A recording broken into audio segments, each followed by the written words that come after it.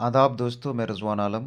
मैं आप सबों के लिए जो बीपीएससी टीआरई 3 और एसटीईटी एग्ज़ाम के लिए अभी कोशां हैं और अपनी तैयारी कर रहे हैं, अपनी तैयारी मेहनत से करें। उसके साथ साथ कुछ वीडियोस जो मैं आपकी मदद के लिए हाज़िर कर रहा हूँ, ये वीडियोस भी देखते रहें।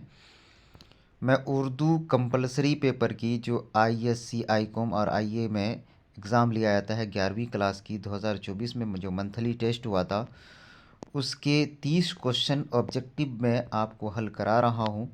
आप इस क्वेश्चन को देखें, ज़रूर आपको फ़ायदा मंद होगा, क्योंकि ये ऐसे क्वेश्चन है जो आपके सिलेबस के हिसाब से तैयार किया गया है और ख़ुद एससीईआरटी की किताबों का है।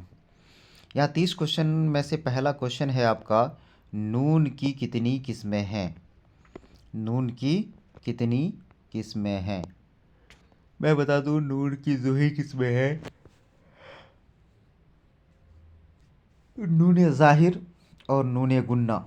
नून ज़ाहिर और नून गुन्ना, ये नून जो नुक्ते वाला होता है इसे बोलते हैं ज़ाहिर। ये जो बिना नुक्ते वाला होता है इसको बोलते हैं गुन्ना। नून ज़ाहिर और नून गुन्ना, तो ये दो किस्में, इसका किस्म में जब भी पूछा है तो दो ही किस्में हैं। मंदरजा झैल में से तखल्लुस की मिसाल है खबीरुल हसन, शेख इब्राहीम, रघुपति साई, इनमें से कोई नहीं। तो इसका जवाब है रघुपति स्वाई, ये तखल्लुस की मिसाल है। रघुपति स्वाई ये तखल्लुस की मिसाल है। आगे चलते हैं। मंदरजा झैल में कौन से इसमें ख़ास की पहचान है? मंदरजा झैल में कौन इसमें ख़ास की पहचान है? ख़ास और अहम दो अलग अलग बातें हैं। तो मंदरजा झैल में इसमें ख़ास की पहचान यहाँ रुस्तम है। या की कितनी किस्में हैं? मंदरजा झैल में इसमें ख़ास की पहचान रुस्तम है। अब देखते हैं आगे वाले सवाल पे। सवाल नंबर 4, या की कितनी किस्में हैं? मैं जल्दी जल्दी आपको ये पढ़ा रहा हूँ और बहुत जल्दी ख़त्म कर दूँगा, बस ज़्यादा वक्त नहीं लगेगा। आप ध्यान से देखिए, आपको बहुत सपोर्ट करेगा। या की 3 किस्में हैं। या की 3 किस्में हैं, इसमें टिक लगा देता हूँ। या की जब 3 किस्में हैं, इसमें टिक लगा दिया। अब मैं आपको थोड़ा सा याद रखने के लिए बता देता हूँ। या की 3 किस्में हैं, तो पहली किस्म याए मारूफ, याए मारूफ। दूसरी किस्म मजहूल, मजहूल। और तीसरी किस्म मादूला।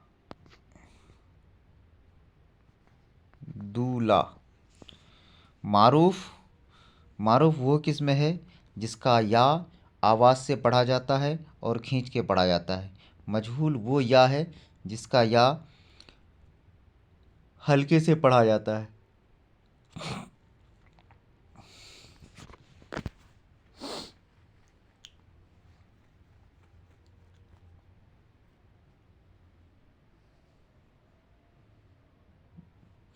नहीं नहीं, सॉरी सॉरी सॉरी, ये पूरा मैं जो कुछ भी अभी बताया, ये या की किस्में, तो या की दो ही किस्में हैं, मारूफ और मजहूल।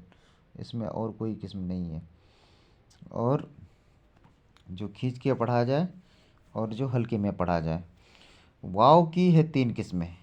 वाव की 3 किस्में हैं। वाव की 3 किस्में हैं। वावे मारूफ, वावे मजहूल और वावे मादूला। ख्वाब, ख्वाहिश, ये सब वावे मादूला की किस्में हैं। तो मैं मारूफ में खींच के पढ़ा जाता है, मजहूल में हल्के से पढ़ा जाता है। मंदरजा झैल में से वावे मादूला की मिसाल, जैसे वावे मादूला अभी बोले हैं ख्वाब, यही ख्वाब है। चलिए, मंदरजा झैल में इसमें मुसग्गर डिबिया, इसमें मुसग्गर डब्बा, इसमें मुकब्बर, और डिबिया इसमें मुसग्गर। आगे चलते हैं। सवाल नंबर 8, मंदरजा झैल में से कौन लवाज़िम इस्म की किस्म नहीं है? مندرجہ ذیل میں سے کون لوازم اسم کی قسم نہیں ہے؟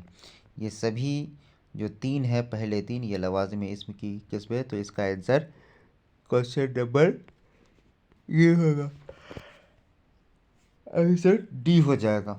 اب اس کے بعد آگے چلتے ہیں، جنس سے غیر حقیقی کی مثال نشاندہی کریں۔ حقیقی جنس اور غیر حقیقی جنس۔ حقیقی جنس جس کے مقابلے میں کوئی حیوان مذکر یا مؤنث ہو، اور جنس غیر حقیقی وہ جس کے مقابلے میں کوئی حیوان مذکر یا مؤنث نہ ہو۔ جیسے لڑکی کے مقابلے میں لڑکا حیوان مذکر ہے، گائے کے مقابلے میں بچھڑا حیوان مذکر ہے، لیکن بکری کے مقابلے میں بکرا، لیکن ندی کے مقابلے میں کوئی جنس مذکر نہیں ہے۔ مندرجہ ذیل میں سے مؤنث لفظ کی پہچان کیجیے۔ آرام، کہانی، پانی، ہاتھی، یہ تینوں مذکر ہیں، یہ تینوں مذکر ہے، یہ تینوں۔ مؤنث کون ہے؟ آپشن نمبر سی۔ آگے چلتے ہیں، اردو کی پیدائش سے متعلق سب سے مستند نظریہ، سب سے بہترین نظریہ کس کا ہے؟ تو مقدمہ تاریخ زبان اردو کے مصنف مسعود حسین خاں کی۔ اس کے بعد مقدمہ تاریخ زبان اردو کے مصنف کون ہے؟ 60 سے سوال ہے، تو مسعود حسین خاں ہے۔ یہ مسعود حسین خاں مقدمہ تاریخ زبان اردو کے کون ہیں؟ مصنف بھی ہیں۔ شمالی ہندوستان کی اردو کی پہلی مستقل تصنیف کا نام بتائیے۔ تو مستقل تصنیف کا نام ہے کربل کتھا۔ بھارت میں جو اتری ایریا ہے، اتری ایریا کا مستقل اردو کی پہلی مستقل کتاب کربل کتھا ہے۔ آگے چلتے ہیں، ملا وجہی کس کا درباری شاعر تھا؟ ملا وجہی کس کا درباری شاعر تھا؟ قلی قطب شاہ کا۔ قلی قطب شاہ کا ملا وجہی قلی قطب شاہ کا درباری شاعر تھا۔ مندرجہ ذیل میں سے عہد زریں کے شاعر کون ہے؟ کون نہیں ہے؟ میٹ، سودا، درد۔ مومن نہیں، عہد زریں کے شاعر مومن نہیں ہے۔ نہیں والا سوال ہے، کیا؟ نہیں والا سوال، تو نہیں جواب سے ہوگا۔ خوشبو کا تعلق کس صنف سے ہے؟ خوشبو کا تعلق ہے اپنا غزل، کس صنف سے ہے؟ تو یہ کہانی یا افسانہ سے ہے، کہانی یا افسانہ سے۔ تو لکھ دیتے ہیں کہانی پٹی، یہاں افسانہ لکھا ہوا نہیں ہے۔ آگے چلتے ہیں، اس کے بعد مندرجہ ذیل میں سے نفسیاتی افسانہ نہیں، ایک چھوٹ گیا، خوشبو کس کی تصنیف ہے؟ تو اس کا جواب ہے خوشبو غزال زیغم کی تصنیف ہے، غزال زیغم کی تصنیف ہے۔ آگے چلتے ہیں، مندرجہ ذیل میں نفسیاتی افسانہ کون سا ہے؟ تو اس کا جواب ہے انوکھی مسکراہٹ نفسیاتی افسانہ ہے۔ کس افسانوی مجموعے سے خوشبو اخذ کیا گیا ہے؟ تو ایک ٹکڑا دھوپ کا اس سے اخذ کیا ہے، ایک ٹکڑا دھوپ کا اس سے کیا اخذ کیا گیا ہے؟ اس سے اخذ کیا گیا ہے خوشبو کا افسانہ۔ روشنی، آگے کوشچن نمبر 20، اب بس 10 سیٹوں بچے کو۔ روشنی افسانے میں افسر نے کون سا امتحان پاس کیا تھا؟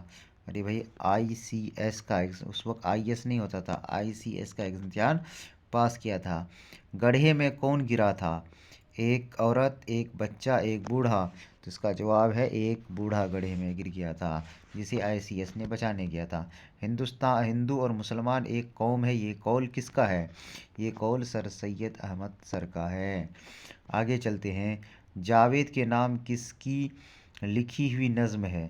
ان کے ابا حضور علامہ اقبال کے۔ خواجہ حیدر علی کس شاعر کا نام ہے؟ آتش سے مشہور ہونے والے شاعر کا نام خواجہ حیدر علی ہے۔ مومن کس شہر میں پیدا ہوئے تھے؟ دیکھیے آپشنس ہیں، وہ آپشنس میں ہے دہلی۔ اور مومن کی موت کیسے ہوئی تھی؟ چھت سے نیچے گرنے کی وجہ سے، شدید چوٹ لگنے کی وجہ سے۔ مندرجہ ذیل میں آتش کے ہم عصر شاعر کی پہچان کریں۔ آتش کے ہم عصر شاعر کی پہچان آپ تھوڑا سا غور سے دیکھیے، आतिश के हम असर शायर की पहचान। देखिए नासिख भी है, ज़ौक़ नहीं है। नहीं नहीं नहीं नहीं नहीं, आतिश के हम असर शायर मीर नासिख, तो इसमें गालिब, तो नासिख है। आतिश के हम असर शायर नासिख है। उसके बाद मीर ने उर्दू में कितने दीवान तैयार किए? मीर ने उर्दू में कुल टोटल 6 दीवान तैयार किए थे। कितने? 6 दीवान तैयार किए थे। मंदरजा झेल में किस शायर का मरसिया शामिल निसाब है? तो इसका जवाब है ज़फ़र गोरखपुरी का मरसिया हमारे ही 11th किताब के शामिल निसाब है। तो ज़फ़र गोरखपुरी। करबलाई मरसिए का मौजू क्या है? करबलाई मरसिए का मौजू वाक़यात करबला है और कुछ नहीं। इसी के साथ मैंने आप सबों को ये क्लास 11th की एन सिलेबस के मुताबिक TRE 3 में काम आने वाले, STET में काम आने वाले और बहुत सारे एग्ज़ाम में काम आने वाले इन तमाम 30 सवालों को आप तक पहुंचाया हूं। उम्मीद है कि आप इसे अगर एक मरतबा सुन लेंगे और पढ़ लेंगे तो बहुत काम देगा। इसी के साथ मैं आपसे रिक्वेस्ट करता हूं कि चैनल को सब्सक्राइब कर दें और उन दोस्तों तक पहुंचा दें जो दोस्त तैयारी कर रहे हैं और आगे बेहतर करना चाहते हैं। 11 मिनट में आपका 11:40 पे आपका ये वीडियो समाप्त हो गया।